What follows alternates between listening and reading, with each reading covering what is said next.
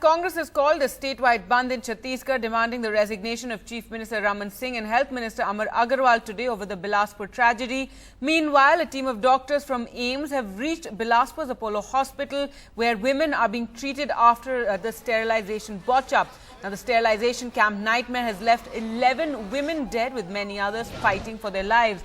It's increasingly looking like the fault lay with the doctor who operated on as many as 83 women in a matter of over 5 hours.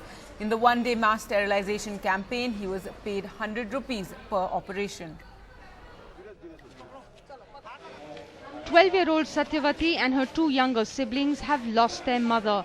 She was among over 80 women who underwent a sterilization surgery at a government-run camp at Pendra in the Bilaspur district of Chhattisgarh.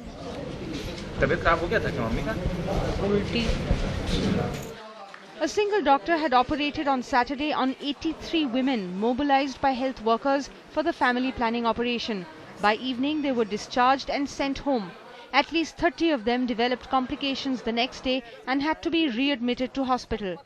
Chief Minister and the Health Minister both must quit. This is a direct result of target orientation, because regardless of the consequences to the woman concerned, they just want to fulfill that target. Health activists say there are several unanswered questions. Why did the doctor conduct 83 surgeries when he was meant to operate on no more than 40 according to standard operating procedure? Was financial incentive one reason for the big number of operations conducted?